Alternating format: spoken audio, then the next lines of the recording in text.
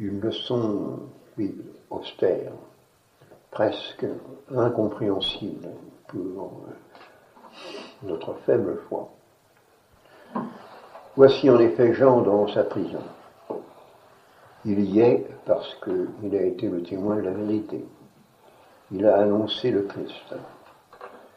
Il est mis en prison, vous savez pourquoi, je ne me rappelle pas l'histoire, et il y est déjà depuis du temps. Il est probable, autant qu'on puisse dater les événements d'après le contexte évangélique, que l'événement se passe au cours de la 3e année de la prédication de Jésus. Eh bien, Jésus qui est venu sanctifier Jean, qui a évidemment pour lui des sentiments d'affection, à la fois surnaturels et naturels. Jésus qui fait l'éloge du prophète, il n'a rien fait pour Jean dans sa prison. Il a laissé Jean en prison. Et il l'a laissé condamner d'une manière ignominieuse, et il l'a laissé mourir sans rien faire. Contraste, pourrions-nous penser, entre la joie qui nous est prêchée dans l'antenne de la communion et l'austère destinée de Jean, qui, au fond, doit se contenter de signes comme tous les autres. C'est dans sa prison qu'il apprend, par quelques visites probablement, que des événements extraordinaires se passent. Il a bien baptisé Jésus, donc il devrait savoir que Jésus est le Messie, mais ce sont des choses difficiles. Il y aurait peut-être quelques doutes. Et voici qu'il envoie donc 2 de ses disciples pour demander à Jésus qui il est. Et Jésus ne répond pas directement. Jésus lui dit, eh bien voilà ce qui se passe. Les aveugles voient, les sourds entendent, les morts ressuscitent. Et puis, le dernier trait, qui est sans doute le plus touchant, les pauvres sont évangélisés. Voilà tout ce que Jésus dit à Jean. Avec ça, en termes vulgaires, nous dirions, il doit se débrouiller. Il n'a qu'à lire les signes qui sont donnés à tous, faire son profit des signes et conclure. Jésus ne fait pas une part privilégiée pour Jean qui fait cependant son témoin et son disciple. Voilà la conduite de Dieu, voilà comment Dieu traite ses amis. Nous ne devons donc pas en déconcerter. Nous sommes bien dans une prison, nous pouvons développer une analogie entre la situation de Jean et puis la nôtre. Inutile, vous pourrez le faire vous-même. Cette situation, ce parallèle, nous vivons jour après jour, instant par instant. Nous ne devons pas nous étonner du silence relatif de Dieu. Nous nous demandons quelquefois nous-mêmes, enfin, qu'est-ce que fait le bon Dieu? Comment laisse-t-il son Église ainsi? Eh bien, comme Jésus a laissé Jean, nous avons assez de signes pour croire dans la vérité. Nous devons porter fidèlement le témoignage de la vérité jusqu'au bout, comme Jean l'a fait dans sa prison, se préparait, sans le savoir, au martyre, mais précisément en vivant la foi. Il a mérité de Dieu la grâce de pouvoir témoigner pour la vérité. Voilà donc la leçon, elle est claire. Cependant, j'insiste un peu sur les sentiments qui ont dû animer Jean dans sa prison. Pouvons-nous supposer de sa part quelque amertume, quelque rancœur? Évidemment, non. Il est pur, il est transparent. Sans ça, il n'aurait pas témoigné jusqu'au bout. Et même, nous pouvons supposer qu'il a été dans la joie. C'est bien lui qui a prêché, nous le dirons dans l'évangile de dimanche prochain, c'est bien lui qui a prêché la joie de l'époux. C'est bien lui qui a dit, il faut que je croisse et que je diminue. Et donc, il avait de la joie que Jésus, précisément, fût le Messie, que Jésus fût Jésus, et que lui ne fût que Jean. Et il y a donc eu, pour le plus grand des saints de l'Ancien Testament, Jésus lui-même l'a affirmé, il y a eu une instruction progressive dans la qualité de la joie. Les étapes de la joie, elles nous sont montrées par l'expérience de la vie. Il y a d'abord, oui, la joie que l'on vit. C'est la joie des enfants. La joie que l'on vit et qui réjouit. Il y a ensuite la joie à laquelle il faut croire et qui instruit. Et il y a enfin la joie que l'on adore et qui introduit dans la conscience d'être, qui est la substance de la joie, il y a la joie que l'on est, ce sera la joie de l'éternité. Ces trois étapes de la joie, elles sont marquées dans la vie de Jean-Baptiste. Il a commencé, comme nous commençons tous notre vie, ou l'œuvre que nous avons à accomplir, il l'a commencé dans l'enthousiasme. Sans doute dans la pénitence, mais les foules venaient à lui. Il aurait pu se faire prendre pour le Messie. Il lui a fallu l'humilité d'un saint pour précisément résister à cette tentation. Voilà la joie du commencement. C'est la joie des enfants qui ignorent encore les déconvenus auxquels la vie les promet. C'est la joie qui est concomitante à l'exercice de l'amour, mais d'un amour qui est quelque peu possessif. Ensuite, il faut bien, si l'on peut dire, déchanter, c'est-à-dire comprendre qu'on n'est pas soi seul, et il faut s'appliquer, pour ainsi dire, à s'humilier soi-même, à se remettre soi-même à sa place. Il faut apprendre à se réjouir, non pas de ce que l'on possède pour soi, mais à se réjouir de l'ordre dont on est seulement une partie. Et c'est cela la joie de la vérité. Cette joie de la vérité qui doit animer nos cœurs, même au sein de la tourmente que nous vivons, la joie d'être dans la vérité, la joie de témoigner pour la vérité, la joie d'être dépouillé à cause de la vérité, parce que nous ne nous réjouissons pas de la posséder, mais qu'elle soit la vérité. C'est cette joie-là que Jean a vécue dans sa prison. Cette joie-là, elle instruit, parce qu'elle montre que c'est dans l'expérience de la croix que précisément une créature devient, pour ainsi dire, coextensive à toute étendue de la création, et que ainsi, elle, à sa place, chacune à sa juste place, elle témoigne de la gloire du bon Dieu. La troisième joie, Jean l'a connue lorsque les gardes sont venus pour le décapiter. C'est la joie d'être. C'est la joie que l'on est. C'est la joie que nous goûterons dans l'éternité, puisque cette joie sera la participation de la béatitude de Dieu, de la très sainte Trinité, dont la joie est elle-même joie subsistante, joie toute paisible, joie qui est transparence de l'être à l'amour jaillissant, joie qui est repos à l'intime de soi-même, dans la solution pour les trois de chacun en chacun, et pour nous-mêmes du mystère de la très sainte Trinité dans lequel nous sommes conviés à nous résorber, pour ainsi dire. Voilà le programme de notre vie, mes bien chers frères. Nous en sommes en ce moment à la joie à laquelle on doit croire, puisque nous devons bien croire à l'amour sur terre.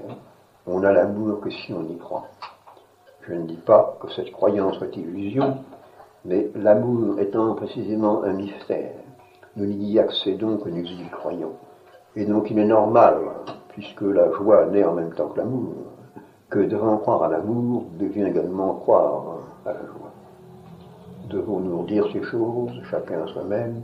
Nous avons des motifs d'être dans la joie, parce que nous sommes dans la vérité, nous avons assez de signes.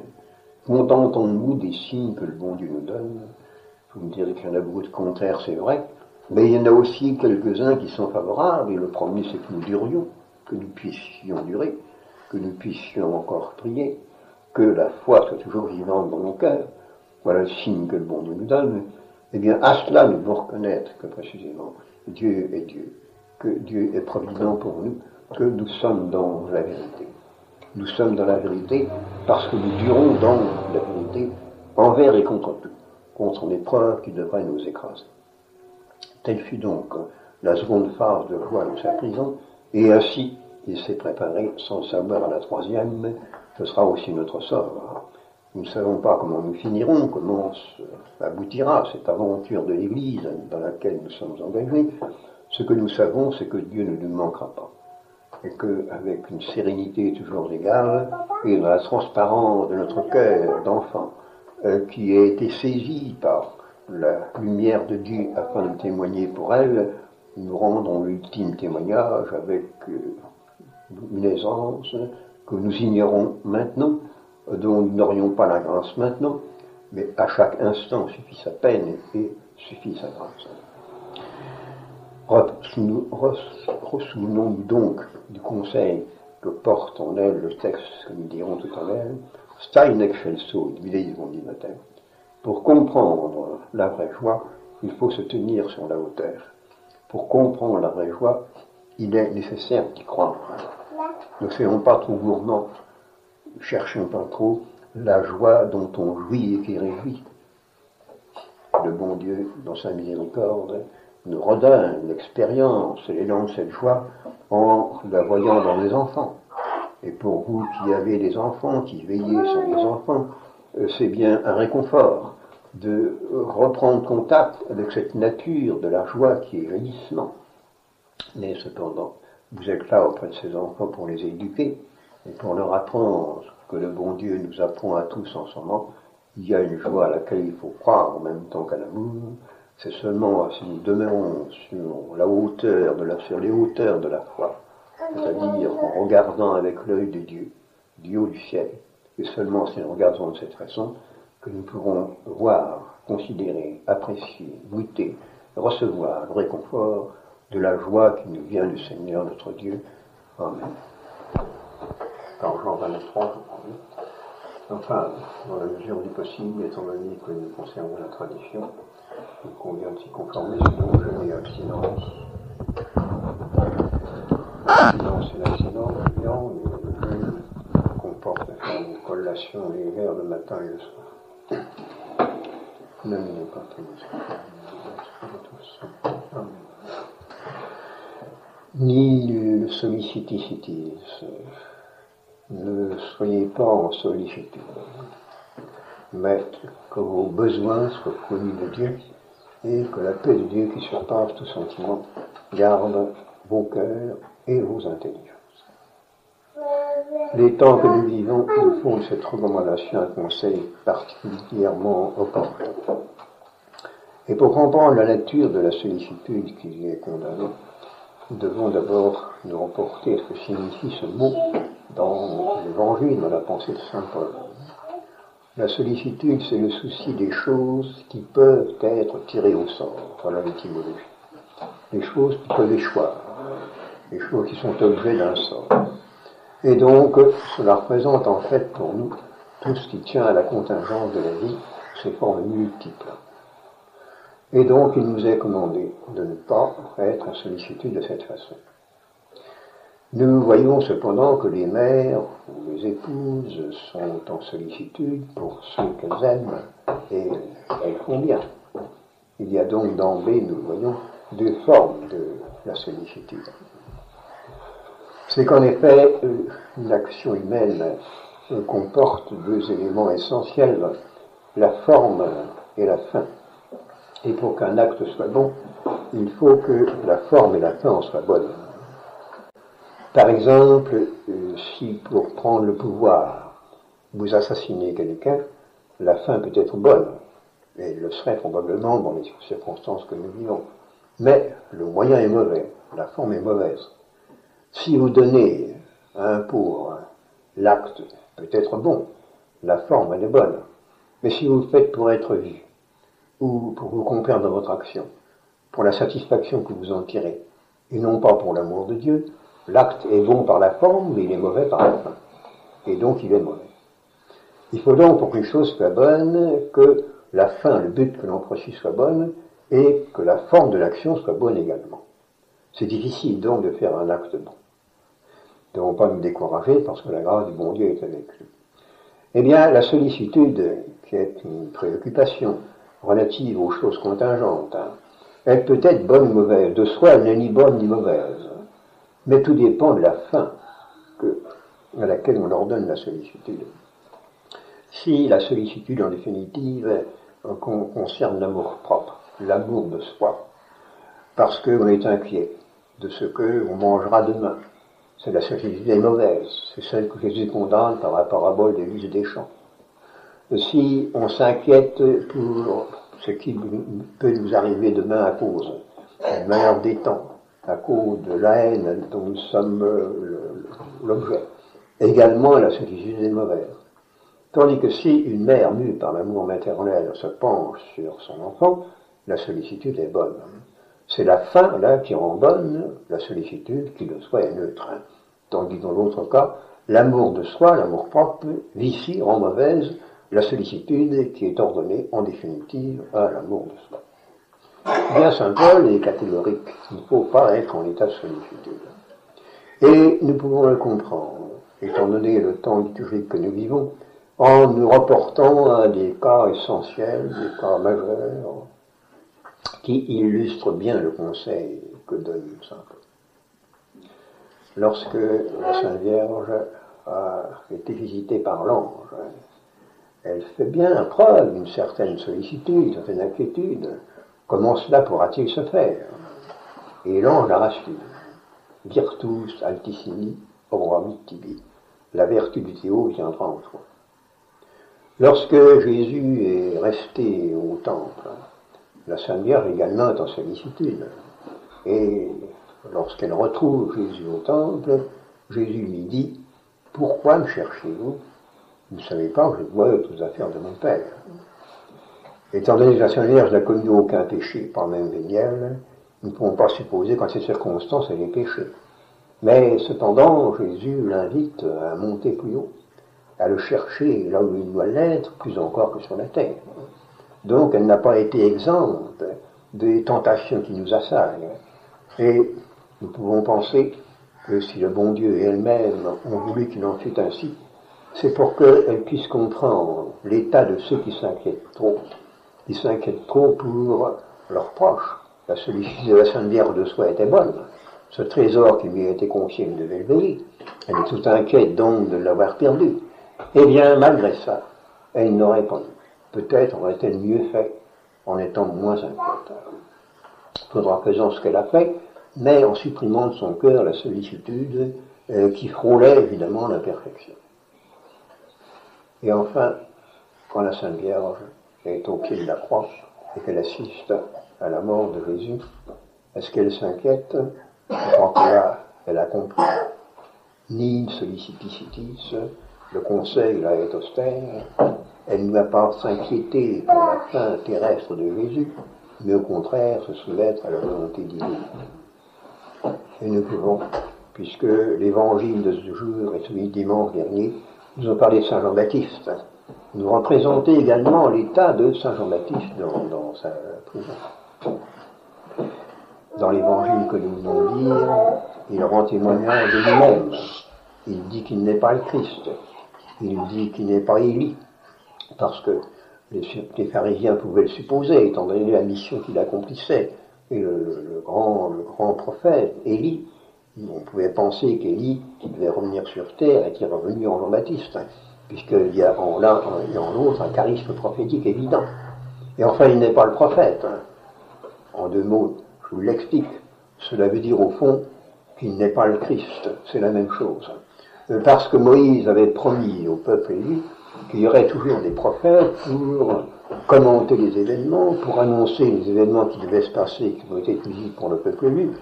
Pour ainsi dire, les prophètes devaient être la providence vivante du peuple élu au nom du bon Dieu. Donc à chaque époque devaient surgir des prophètes. En sorte qu'on pouvait attendre, au temps où Jésus est né, un prophète. On n'attendait pas le Christ avec assez de ferveur et de précision, mais on pouvait attendre un prophète. Et c'est pour ça que Jean-Baptiste répond donc, je ne suis pas le prophète que vous pouviez attendre. Les pharisiens distinguent du Christ, lui il sait que le prophète c'est le Christ. Donc il a tout dit en disant, je ne suis pas le Christ. Mais la précision est utile pour les pharisiens qui les interrogent. Eh bien Jean-Baptiste qui a rendu ce témoignage sur lui-même, qui dans les versets qui suivent, dans l'évangile de Saint Jean, rend le témoignage au Christ. Voici l'agneau de Dieu. C'est la parole que nous répétons donc au cours de la messe. Voici l'agneau de Dieu. Celui-ci est le Fils de Dieu. C'est expressément dans l'évangile de Saint Jean. Donc Jean qui a su tout cela, lorsqu'il est dans sa prison, nous le disions dimanche dernier, peut-être a-t-il hésité. Il s'est demandé, mais enfin, ce Christ, est-ce bien lui? Ce Jésus que j'ai eu, est-ce bien lui? Et dans sa solitude, sous le coup de l'épreuve, il se pose des questions. Et il envoie des disciples à Jésus pour lui demander, mais enfin, est-ce que c'est bien vous qui êtes le Messie ou bien est-ce qu'on doit en attendre un autre? Il est, j'ose pas dire scandalisé, mais étonné par la manière dont Jésus remplit sa mission. Il attendait peut-être une mission plus éclatante. Il attendait peut-être, sans se l'avouer, un secours, puisqu'enfin, il est le cousin de Jésus. Il a tout fait pour Jésus. Il s'est sacrifié pour lui. Comment Jésus ne secourt-il pas dans sa prison? Il y a bien là une question pour lui. Eh bien, le conseil de saint Paul s'applique également à Jean-Baptiste. Nil solliciti sitis. Il ne devait pas s'inquiéter. Et au fond, la réponse que donne Jésus est en substance le conseil de saint Paul. Puisque Jésus, nous le disions dimanche dernier, répond aux envoyés de Jean, regarde ce qui se passe, les boiteux marchent, les aveugles voient, l'évangile est les pauvres sont évangélisés, voilà, ça suffit. Saint Jésus, implicitement, il reproche à saint Jean de s'être trop inquiété. Et donc, mes bien chers frères, nous devons faire nôtre ces conseils de saint Paul. Et vous le voyez, les conflits apparents se produisent toujours entre, d'une part, la volonté sainte de Dieu, volonté imprescriptible, le dessein de l'incarnation, le dessein divin qui, selon lequel Jésus a voulu se dérober, pour ainsi dire, à l'étreinte maternelle lorsqu'il est resté au temple, le dessein divin qui veut que Jésus meure sur la croix, le dessein divin qui veut Jean emprisonné pour rendre témoignage, la volonté imprescriptible de Dieu qui est toujours sainte et à laquelle nous devons obtempérer, d'une part. Et d'autre part, il y a, pour la Sainte Vierge, lors de l'Annonciation, les lois de la nature. Il y a pour la Sainte Vierge, lors du recouvrement de Jésus au temple, les lois de la morale, le respect que l'enfant doit à ses parents.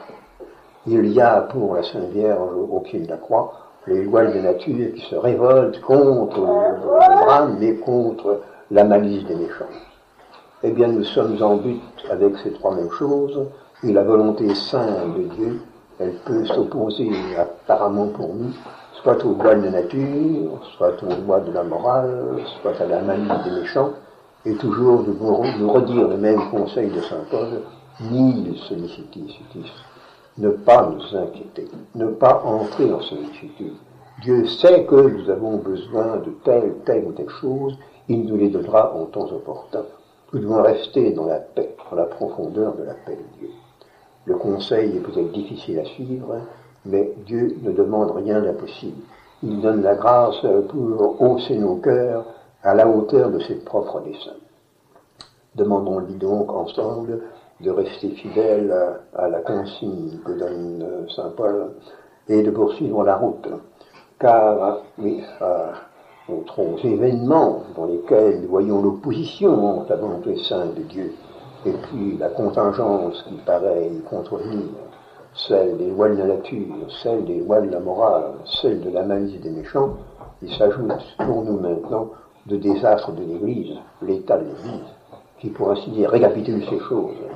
Et nous sommes placés en définitive devant le même drame, la volonté sainte de Dieu qui exige de nous la pureté du témoignage en faveur de la très sainte foi d'une part, et d'autre part les lois de l'Église officielle qui semblent nous condamner. Cette opposition, elle commence de devenir menaçante, elle devient de plus en plus menaçante. Nous devons, c'est une raison de plus pour nous attacher et profondément à cette attitude de l'abandon, pratiquer l'abandon non pas en parole mais en acte.